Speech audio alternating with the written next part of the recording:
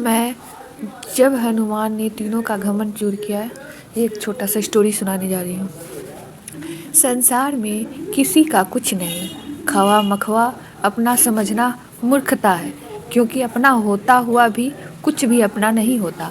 इसलिए हैरानी होती है, घमंड क्यों, किस लिए, किसका। कुछ रुपए दान करने वाला यदि यह कहे कि उसने ऐसा किया है तो उसे बड़ा मूर्ख और कोई नहीं। और ऐसे भी हैं जो हर महीने लाखों का दान करने हैं, लेकिन उसका जिक्र तक नहीं करते, न करने देते हैं। वास्तव में जो ज़रूरतमंद और पीड़ित की सहायता ही दान है, पुण्य है। ऐसे व्यक्ति पर सरस्वती की सदा कृपा होती है। पर क्या किया जाए, देवताओं तक को अभिमान हो जाता है, और उनके अभिमान को दूर करने के लिए परमात्मा को ही कोई उपाय करना पड़ता है। गरुड़, सुदर्शन चक्र तथा सत्यभामा को भी अभिमान हो गया था, और भगवान श्री कृष्ण ने उनके अभिमान को दूर करने के लिए हनुमान जी की सहायता ली थी। श्री कृष्ण ने अपनी पत्नी सत्यभामा को स्वर्ग से पारिजात लाकर दिया था, और वह इसलिए अपने आप को श्री कृष्ण की अत्यंत प्रिय और अति सुंदर मानने लगी थी। सुदर्शन चक्र को यह अभिमान हो गया था कि उसने इंद्र के वज्र को निष्क्रिय किया है। वह लोकालोक के अंधकार को दूर कर सकता है। भगवान श्री कृष्ण अत्यंत उसकी ही सहायता लेते हैं। गरुड़ भगवान कृष्ण का भावना था। वह समझता था, भगवान मेरे बिना कहीं जा ही नहीं सकते, इसलिए कि मेरी गति का कोई मुकाबला नहीं कर सकता। भगवान अपने भक्तों को सदा कल्याण करते हैं, इसलिए उन्होंने हनुमान जी का स्मरण किया। तत्काल हनुमान जी द्वारिका आ गए। जान गए कि श्री कृष्ण ने क्यों बुलाया है। श्री कृष्ण और श्री राम दोनों एक ही हैं, वह यह भी जानते थे, इसलिए सीधे राज दरबार नहीं गए। कुछ कौतुक करने के लिए उद्यान में चले गए। वृक्षों पर लगे फल तोड़ने लगे, कुछ खाए कुछ फेंक दिए। वृक्षों को उखाड़ फेंका, कुछ तो तोड़ डाला, बाग वीरान बना दिया। फल तोड़ना और फेंक देना हनुमान जी का मकसद नहीं था, वह तो श्री कृष्ण के संकेत से कौतुक कर रहे थे। बात श्री कृष्ण तक पहुंची। किसी वानर ने राजोधान को उजाड़ दिया है, कुछ किया जाए। श्री कृष्ण ने गरुड़ को बुलाया, कहा, जाओ सेना ले जाओ, उस वानर को पकड़ कर लाओ। गरुड़ ने कहा, प्रभु एक मामूली वानर को पकड़ने के लिए सेना की क्या जरूरत है, मैं अकेला ही उसे मजा चखा दूंगा। कृष्ण मन मुस्कुरा दिया, जैसे तुम चाहो, लेकिन उसे रोको। जाकर वैंतय गए। हनुमान जी को ललकार, बाग क्यों उजाड़ रहे हो, फल क्यों तोड़ रहे हो, चलो तुम्हें श्री कृष्ण बुला रहे हैं। हनुमान जी ने कहा, मैं किसी कृष्ण को नहीं जानता, मैं तो श्री राम का सेवक हूँ। जाओ कह दो मैं नहीं आऊँगा। गरुड़ क्रोधित होकर बोला, तुम नहीं चलोगे तो मैं तुम्हें पकड़ कर ले जाऊँगा। हनुमान जी ने कोई उत्तर नहीं दिया। गरुड़ की अनदेखी कर वह फल तोड़ने रहे।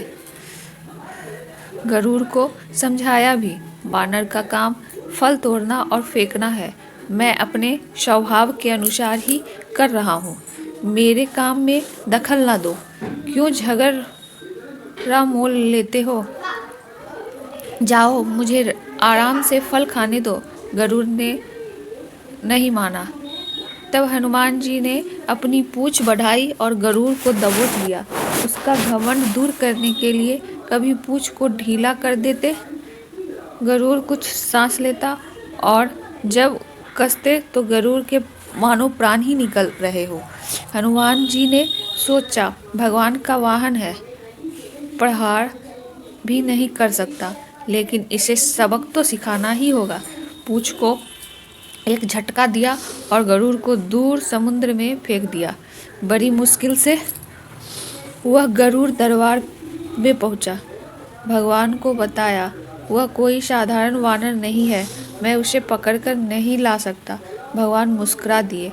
सोचा, गरुड़ का घमंड तो दूर हो गया, लेकिन अभी इसके वेग में के घमंड को चूर करना है। श्री कृष्ण ने कहा, गरुड़ हनुमान श्री राम जी का भक्त है, इसलिए नहीं आया। यदि तुम कहते कि श्री राम ने बुलाया है तो फौरन भागे चले आते। हनुमान अब मल्ल पर्वत पर चले गए हैं। तुम तेजी से जाओ और उससे कहना श्री राम ने उन्हें बुलाया है।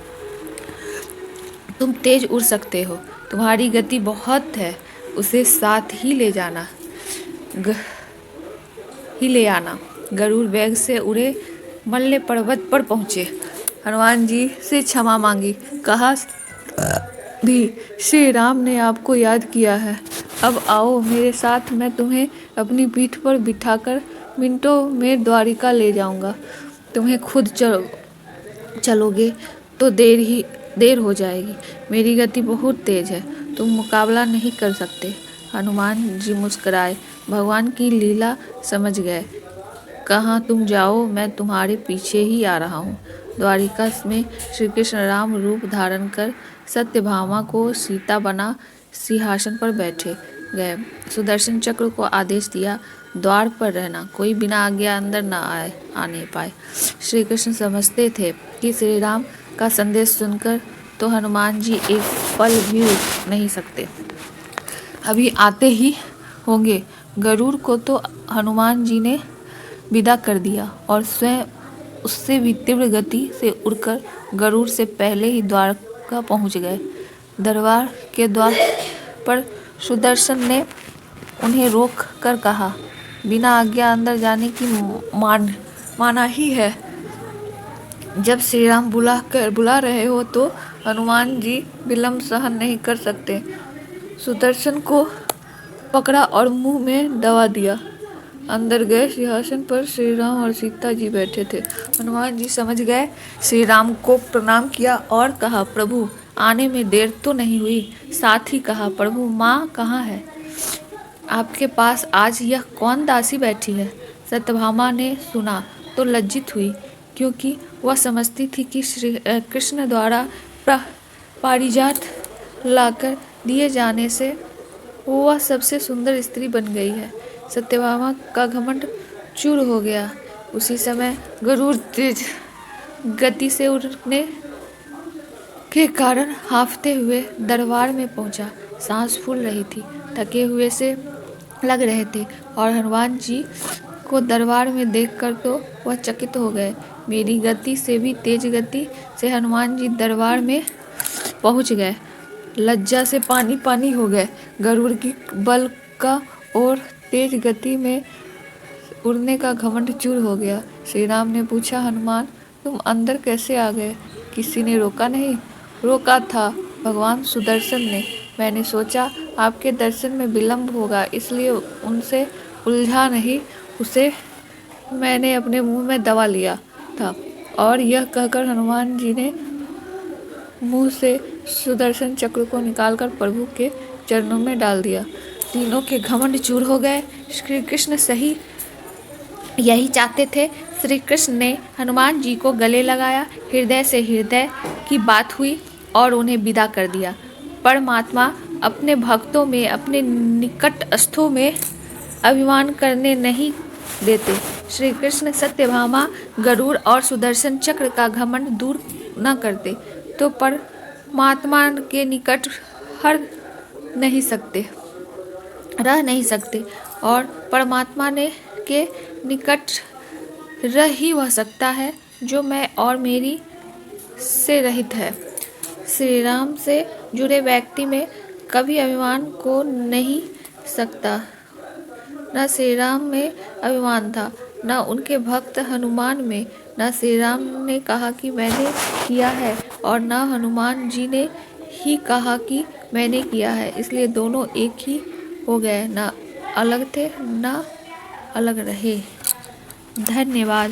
मेरी चैनल को सब्सक्राइब एंड लाइक करना ना भूलें।